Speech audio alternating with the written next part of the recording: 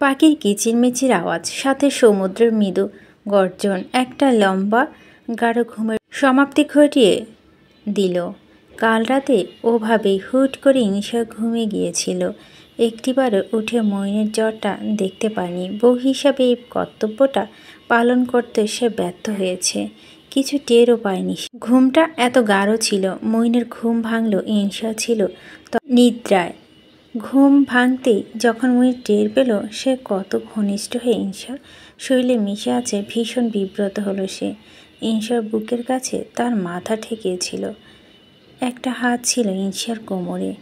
দুজনকে এই অবস্থা আবিষ্কার করা মাত্রই ক্লান্ত জ্বরে ভাঙা শক্ত শরীরটা হুট করে সরিয়ে নিল মইন। ঈশা নড়ে উঠল, চাইল চোখ মেলে। ধরফরে উঠে বসে, দু চোখ ডলে ঈশাও। পরপর ঘুম ঘুম ক্লান্ত মস্তিষ্ক হানা দিল মইন জ্বরের ব্যাপারটি হড়বড়িয়ে বলল, জ্বর? আপনার জ্বর? আমি রাতে দেখিনি, ঘুমিয়ে গিয়েছিলাম। কি অবস্থা? মইনের চোখ দুটো সংকোচ এসে ভিড় করেছে। সে কখন? সে অনেকটা দূরে সরেছে। জলদগম্ভীর অসুস্থ কণ্ঠে জবাব দিল, ঠিক আছি। মইন ততটা ঠিক ছিল না। ঈশা হাত বাড়িয়ে থার্মোমিটার নিয়ে জ্বর দেখে মইনের এখন স্বাভাবিক তাপমাত্রা, তবে ক্লান্ত শরীর। যতদূর বুঝতে পারল গতকাল রাতে মৃদু হাইপোথ্যামিয়ার মতো হয়েছিল মইনের। ঈশা মইনের মুখভঙ্গি দেখে পরপর নিজেকে পরিস্থিতি অনুধাবন করে। দুজনে একই কমফোর্টের নিচে বসে আছে বিছানাতে।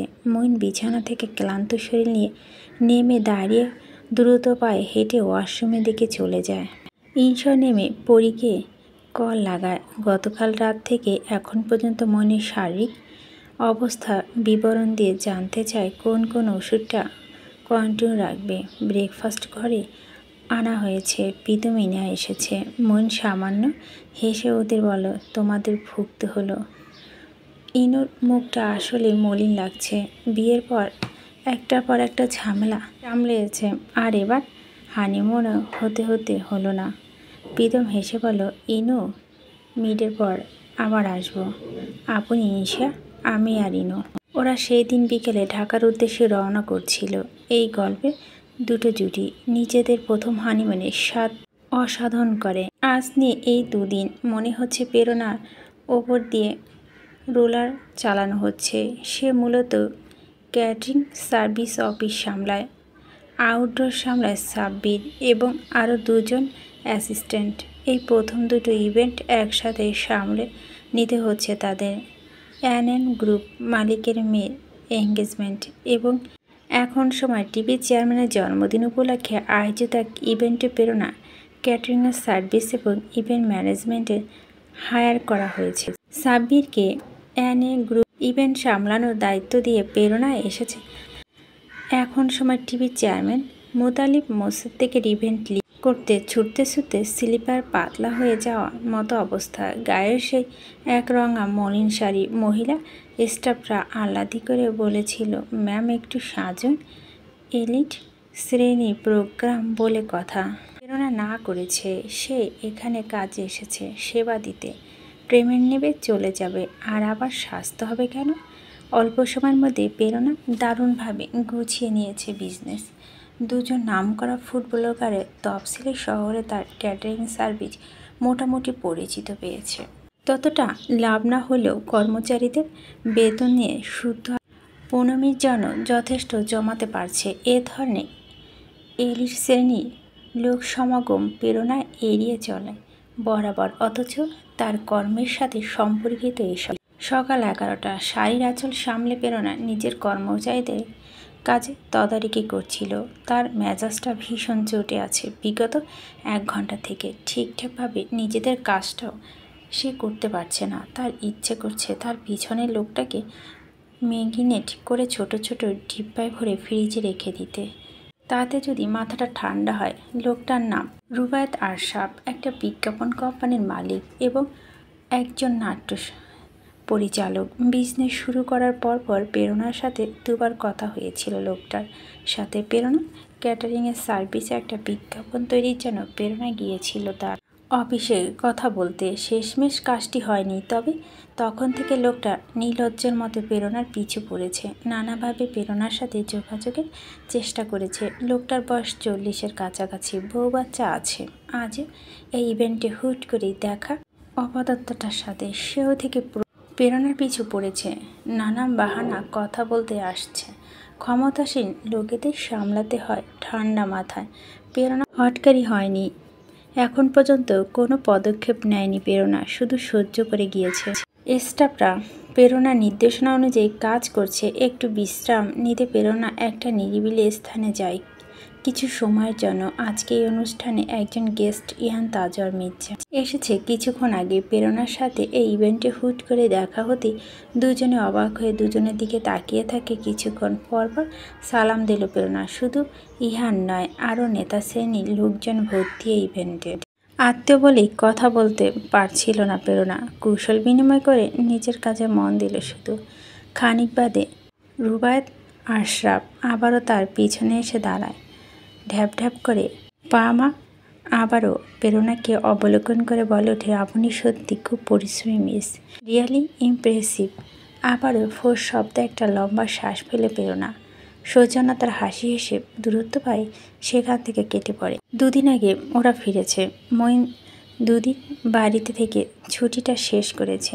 এর মাঝে আলো, স্বামী, মঈনের শ্বশুরবাড়ির সবাই এসে মঈনের সাথে দেখা করে গিয়েছে। আজ সকালের ঘটনা ইনফর্ম পরে মঈন আজ ব্রেকফাস্ট টেবিলে আসার আগে ইনশা ঘুম ভেঙে গিয়েছিল। জলদি জলদি চুলগুলো একটা ক্লাচারে আটকে নিয়ে টেবিল সেট করে দিয়েছিল। ঝুমঝুমির মা সকালে নাস্তা বানিয়ে দিয়ে চলে যায়, আবার সকাল 11:30টার পর এসে দুপুরে রান্না করে। টেবিলে সবজি, খিচুড়ি এবং ডিম ভাজা, ইলিশ মাছ। মঈন বসে সেসব খাবারের দিকে তাকায়। ইনশা আমতা আমতা করে বলল, আমি এসব করতে বলেছি। অসুখ থেকে উঠলে ভেবেছিলাম ভালো লাগবে। মঈন ওর দিকে এক পলক তাকিয়ে নিজের প্লেটের খাবার তুলে নেয়। চুপচাপ ইনশা খেতে বসলো। রোজ মঈন টুকটাক যা কথা বলে আজও তাই বলে। খেতে খেতে অসুখের পর লোকটাকে ক্লান্ত লাগছে খুব। খিচুড়ির সাথে কাঁচা পেঁয়াজ খায় মঈন। ইনশা উঠে একটা পেঁয়াজ কেটে নিয়ে আসতে যায়, ফলাফল তার আঙ্গুল কাটে। ইনশা অতিষ্ঠে উঠে নিজের অদক্ষতা বিতৃষ্ণা নিয়ে তাকিয়েছিল তার আঙুলের দিকে। মঈন খেতে খেতে সেসব খেয়াল করে। খাওয়া ততক্ষণে শেষ মঈনের। চুপচাপ হাত দিয়ে উঠে ঘর থেকে ফার্স্ট এড বক্সটা এনে ইনশার হাতে আঙুলটা ব্যান্ডেজ করে দেয়। ইনশা দেখছিল লোকটা চুপচাপ, গম্ভীর মুখভঙ্গি। লোকটার ব্যান্ডেজ করা হয়ে গেলে মঈন আসছে বলে বেরিয়ে যায়। গতকাল মির্জা বাড়ি থেকে মেহমান এসেছিল মেয়ে জামাইকে দেখতে। ঘরে সব কিছু এলোমেলো হয়ে আছে। ঝুমঝুমি মাকে নিয়ে ইনশা সেসব গুছিয়েছে 11:30টার পর। ঝুমঝুমির মা রান্না সেরে চলে যাওয়ার পর ইনশা টেবিল সেট করে একা বসে অপেক্ষা করতে থাকে মঈনের। এর আগে লাঞ্চে বাড়িতে আসতো, আজ কি তাও আসবে না বুঝতে পারছে না। অনেকটা দেরি হয়েছে আজ। লোকটা আগে স্বাভাবিকভাবে যেটুকু কথা বলতো সেটুকু ছুতো সেসবে বন্ধ করে দিয়েছে। এটা নিয়ে ইনশার মন দ্বন্দ্ব সৃষ্টি হয়ে। ইনশা তো সময় চেয়েছে লোকটা থেকে, মুক্তি নয়। এই কেমন বিশ্রী অভিজ্ঞতার মধ্যে দিয়ে যাচ্ছে সে। এই শেষ কবে হবে? ঠিক দুপুরে 1:45-এ ইনশা মঈনকে কল করে। কলটা রিসিভ করে ইনশা বলে, খেতে আসবেন না? না, তুমি খেয়ে নাও, একটু ব্যস্ত। তাড়াহুড়া করে বলে কল কেটে মঈন। এক অদ্ভুত পীড়া ইনশার গলায় কাছে এসে হামাগুড়ি খায়। এতটা রিজেক্ট শুধুমাত্র ইনশা ফিজিক্যাল ইনভলভ হয়নি বলে? হয়নি তো হয়নি, জোর করে নিয়ে নিত। গায়ে শক্তি ছিল না। ইনশা সেই দিন রাতের নাটক করলে লোকটা তো এখন নাটক করছে। এখন ভালো মানুষই দেখে এখন এমন করছে কেন? হঠাৎ রাগ ধরে যায় ইনশার। আবারও নিচে চুল টানে। খানিক বাদে শান্ত। তারপর মেরে কিছুক্ষণ বসে থেকে চোখ মুখ কঠিন করে উঠে দাঁড়ায়। খাবারগুলো একটা টিফিন ক্যারিয়ারে ভরে নেয়। এরপর আলমারি থেকে একটা শাড়ি বের করে ইউটিউব থেকে টিউটোরিয়াল দেখে শাড়িটা গায়ে জড়ায়। একেবারে ইতিকিচ্ছিরি অবস্থা হয়েছে ইনশাহর। বেশ সময় লাগে। অসংখ্য সেফটি পিন দিয়ে শাড়িটা আটকাতে হয়। শেষমেশ সে সফল। এতবার লম্বা লম্বা পা ফেলে টিফিন ক্যারিয়ার নিয়ে কটেজে লক করে বেরিয়ে যায়। কেয়ারটেকারের সাথে দেখা হয় গেটের কাছে দাঁড়িয়ে। তখন বলে, আমি আপনার স্যারের কার্যালয়ে যাচ্ছি, এই দিকটা দেখবেন। কেক কাটা, আলোচনা সভা, প্রেস ব্রিং শেষ, পার্টি শুরু হয়েছে। লোকের ইনফর্মাল আলাপ, হাসাহাসি। প্রেরণা বিরক্ত লাগে। তার হাতে নোটবুক নিয়ে সে তার টিমের কাছে দাঁড়িয়েছিল। খাবার সার্ভ ঠিকভাবে করতে পারছে কিনা সেটা দেখছে। ঘুরে ঘুরে রুবায়েত আশরাফ প্রেরণার কাছে চলে আসে। ভদ্রমহিলা দারুণ আকর্ষণীয়তা, চলনে বলনে, কথাবার্তায় তার কাছে আলাদা লেগেছে। প্রথম যেদিন প্রেরণার কথা বলতে এসেছিল রুবায়েত আশরাফ, সেদিন বুঝে গিয়েছে এর মাঝে আলাদা কিছু আছে, যেটা তাকে চুম্বকের মতো টানছে। ইহান এই কমিউনিটি সেন্টারে দোতলায় দাঁড়িয়েছিল। এখন সময় টেবিল চেয়ারম্যানের সাথে কথা বলতে বলতে নিচের দিকে দৃষ্টি দিল সে। এখানে আসার পর থেকে কোনো কিছু তার চোখ এড়ায়নি। তার চোখ ঘুরে ফিরে ঠিকই তার সমুদ্র নীলার ওপর স্থির হয়ে। রুবায়েতের আশরাফকে নিয়ে তার মাথা ব্যথা হচ্ছিল না। ওটাকে একটা ছুঁচোর সাথে তুলনা করা যায়, তবে এখন ব্যাপারটা বাড়াবাড়ি হয়ে যাচ্ছে। ইহান ঘাড় ঘুরিয়ে দোতলায় দেখল রুবায়েত আশরাফ সস্ত্রীক এসেছেন, অথচ স্ত্রী রেখে আরেক মহিলাকে বিরক্ত করার চেষ্টা। এদিকে তার বউ চেনা ভাবিদের সাথে গহনা গাটি নিয়ে শো আপ করতে ব্যস্ত। এটা তেমন কিছু না, বর্তমানে সোশ্যাল মিডিয়ার সব থেকে হাস্যকর জুটি ভিতরের চিত্র। ইহান আরও কিছুক্ষণ চুপ করে দাঁড়িয়ে থেকে এমন সময় টিভির চেয়ারম্যান মুত্তালিবকে বলে নিচতলায় নামে। প্রেরণা আবার বিরক্ত হলো এই ছুঁচোটাকে দেখে। অসহায়ের মতো আশেপাশে তাকায় সে। এই বদমাসটা সরাসরি কিছু বলছেও না যে সে সিনক্রেট করবে, ভদ্রভাবে গেল স্যাবলামি করতে চলে আসছে। কি বিপদ! প্রেরণা নিজের জিহ্বাতে শান দিতে থাকে। আর একটু ধৈর্য ধরে দেখবে সে, তারপর অ্যাকশন, তাতে যা হয় হোক। রুবায়েত একটা সফট ড্রিঙ্কস গ্লাস হাতে প্রেরণার পাশে এসে দাঁড়িয়ে আবার কেমন অসভ্যর মতো প্রেরণার দিকে চেয়ে আছে। কণ্ঠে মধু মিশিয়ে বলে, একটা কথা বলুন, আপনি কি কখনো মডেলিংয়ের জন্য আমার এজেন্সিতে ছবি পাঠিয়েছেন? 5 বছর আগে। ভীষণ চেনা লাগছে আপনাকে। প্রথম দেখাতেই প্রেরণা একটা লম্বা শ্বাস ফেলে নিজের ক্রোধটুকু সংবরণ করে বলল, না, তবে আপনার ফেসিয়াল স্ট্রাকচার কিন্তু মডেলদের মতো, তাই হয়তো আমার এমনটা মনে হচ্ছে। প্রেরণার গা রিরি করে উঠল তৎক্ষণাৎ। আর সহ্য হলো না। মুখ দিয়ে অতি ভয়ঙ্কর কিছু কথা বলতে যাবে, তখনই পরিচিত সেই পুরুষ কণ্ঠস্বর হঠাৎ তার পিছন থেকে ডেকে উঠল, আরে রুবায়েত ভাই যে! প্রেরণা ঘুরে তাকায় ইহানের দিকে। ইহান ওদের কাছে এগিয়ে যায়। রুবায়েত আশরাফ হাসল ইহানকে দেখে, হাত বাড়িয়ে দিয়ে বলল, তাজব মির্জা, আপনার সাথে দেখা হয়নি, এসেছে। কি অবস্থা? পার্টি থেকে নমিনেশন পাচ্ছেন শুনলাম। ইহান কোনো সৌজন্য আলাপে গেল না, সরাসরি বলল, এই তো সব ভালো। আপনি এখানে? ভাবিকে দেখলাম কিছু খুঁজছিল, জিজ্ঞেস করতে বলল তার ছাগলটাকে কোথাও পাচ্ছে না খুঁজে। প্রেরণার মুখটা হাঁ হয়ে গেল কিছু সময়ের জন্য। পরপর শাড়ির আঁচল চেপে ধরল মুখে। রুবায়েত লোকটা বুঝতে পারল না কথাটা। বলো, ছাগল? এখানে ছাগল কেন খুঁজবে? ইহান বলে, হয়তো আমি শুনতে ভুল করেছি, তবে আপনাকেও হয়তো খুঁজছিল। বলছিল তার ভ্যানিটি ব্যাগ ক্যারি করতে হবে, সে বড্ড ক্লান্ত। যান গিয়ে দেখুন। লোকটার মুখ কেমন থমথমে হলো। ইহান দিকে তাকিয়ে মেকি হাসি সৌজন্য করকর্তন শেষ করে দোতলার দিকে পা বাড়ায়। ইহান চোখ মুখ শক্ত করে সেদিকে কিছুক্ষণ তাকিয়ে থেকে বিড়বিড় করে বলো, ইঁদুর মুখো কোথাকার। প্রেরণা ভীষণ হাসছে, নিশ্চুপ হাসছে। ইহান ঘুরে তাকাতে সে হাসি থামে, চুপ হয়ে যায়। ইহান ওকে কিছুক্ষণ দেখে তারপর বলে, সত্য কোথায়? স্কুলে আপনি ইভেন্ট লিড করেছেন কবে থেকে? আজ নিয়ে 2টো ইভেন্ট সামলিয়েছি। ইহান কিছুক্ষণ চুপ করে থেকে হঠাৎ বিনা সংকোচে বলে উঠল, ও কি আপনাকে বিরক্ত করছে? এর আগে প্রেরণা চোখ তুলে তাকায় ইহানের দিকে। হঠাৎ খুব অদ্ভুত অস্বস্তি হচ্ছিল তার। জবাবে দুবার মাথা নাড়ে সে।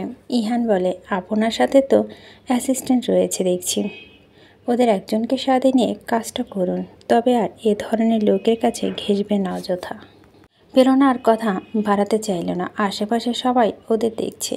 এখানে প্রেরণার কাজে এসেছে আলাপচারিতা করতে নয়। সে ইহানকে আসছি বলে স্থান ত্যাগ করে। ইহান দেখতে থাকে ওকে। দূরে ওদের দিকে তীক্ষ্ণ দৃষ্টিতে তাকিয়েছিল দুজোড়া চোখ।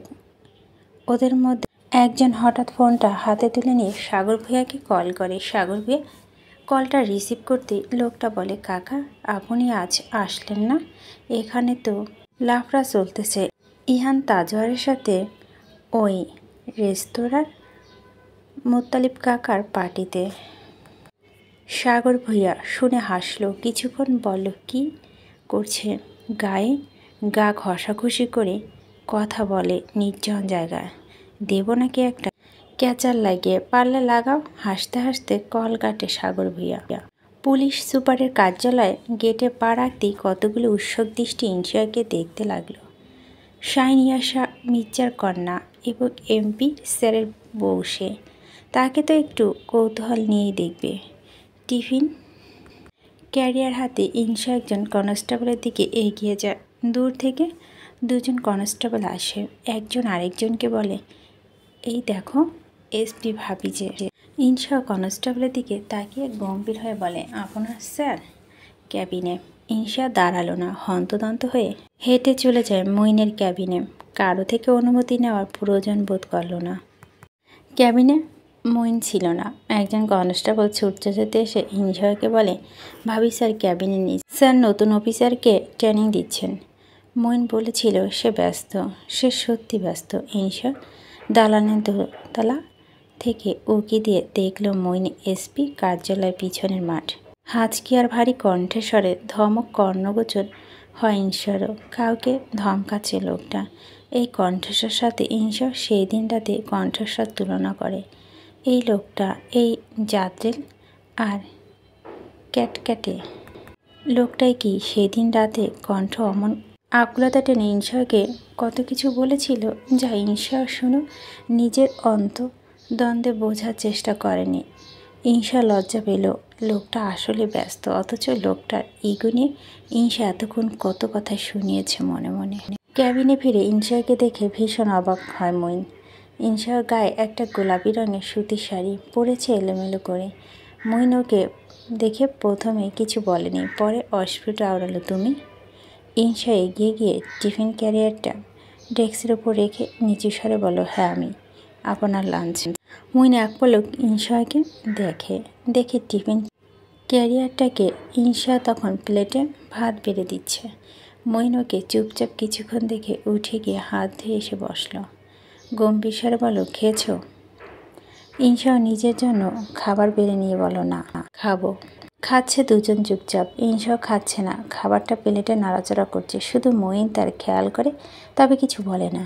ইনশা আর পারছে না, ভীষণ অধৈর্য হয়ে মুখ খুলে হঠাৎ বলে, আমি সংসারটা করতে চাই মইন, ট্রাস্ট মি। মইন খাওয়া থামায়। ওর দিকে না তাকিয়ে খুব শান্ত স্বরে বলে, হ্যাঁ তো। আমি মাম্মা পাপা, আমি বা আপনি কাউকে ডিসঅ্যাপয়েন্ট করতে চাই না, না সে ইন্টেনশনের। আমি বিয়ে করেছি। মইন শুনতে থাকে। ইনশা বলে, আমার সমস্যাটা হচ্ছে আমাকে মানুষ যতটুকু বোঝে তার চেয়ে বেশি ভুল বোঝে। মইন চুপচাপ খাচ্ছে। ইনশা বলতে থাকে, Moin why you behaving like this with me?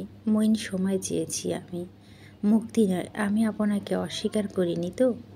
আর এমন নাটক? মইন আপনার কাছে ভরসা পেয়েছি বলেই তো করেছি, নয়তো আমি তো আগে বলেছি আপনার কাপুরুষ ভাববো না।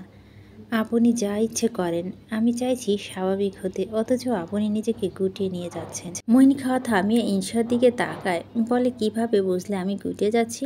আপনার আচরণ বলছে। মইন চুপ হয়ে যায় পুরো। ইনশা অধৈর্য হয়ে বলতে লাগলো, এভাবে কি দেখছেন? আরে আমি উপন্যাসের কোনো চরিত্র হলে লেখিকাকে অনুরোধ করতাম আমাকে আগাগোড়া শুদ্ধ বানিয়ে দিতে। আমি বাস্তবময়, সব কিছু সীমা নিয়ন্ত্রণের বাইরে চলে যাচ্ছে। আমার কারো হেল্প দরকার। আমি তো বললাম আমি সাইকিয়াট্রিস্ট দেখাবো। মইন এক দৃষ্টিতে দেখতেই থাকে। কিছু পর বলে, ইসি এটা আমার অফিস, বাড়িতে যাও। আমি রাতে ফিরে আমরা আলোচনা করব। না এখানে কথা হবে।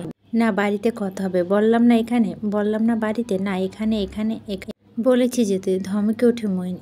ইনসরা থিতু হয়ে মইনের ধমকে। মইন টেবিলের ওপর থেকে টিফিন ক্যারিয়ারটা গুটিয়ে ইনসার হাতে দিয়ে শান্ত স্বরে বলে, বাড়িতে যাও, আমি রাতে তাড়াতাড়ি ফিরব। ইনসা অগোছালো অনুভূতি নিয়ে কটেজে ফিরে গায়ে শাড়িটা খোলে না সে, সোজা বিছানা শুয়ে পড়ে। পাপা মামা কল করলে সেটা তো ধরে না। মিঠিটাকে উঠছিল এক ফাঁকে।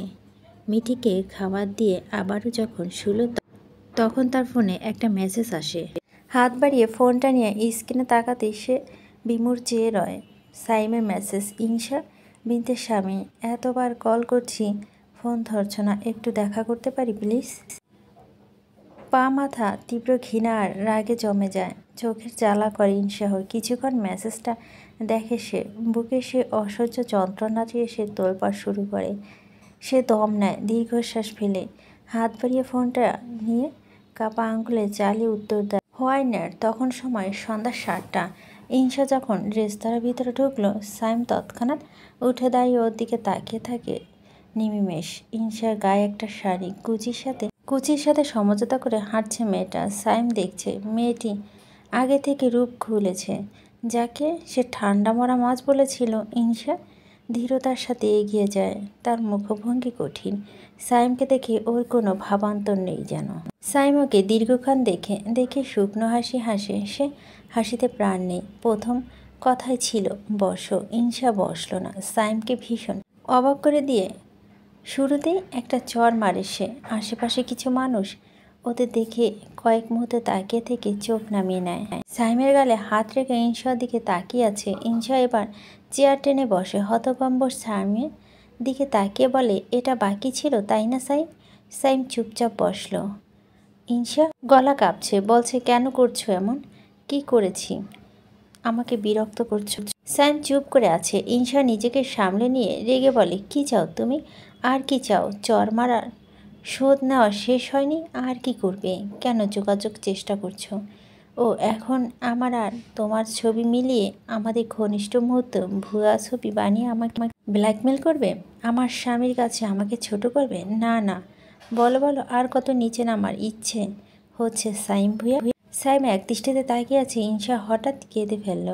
পর মুহূর্তে নিজের চোখে পানি মুছে নেয়। সাইম বলে, স্বামীর সাথে সম্পর্ক নষ্ট হওয়ার আতঙ্কিত হচ্ছ দেখছি। টান জমেছে স্বামীর প্রতি। ইনসা জবাব দেয় না। সাইম হাসে সামান্য, বলে, সে কি তোমাকে আমার মতো জ্বালাতন করে?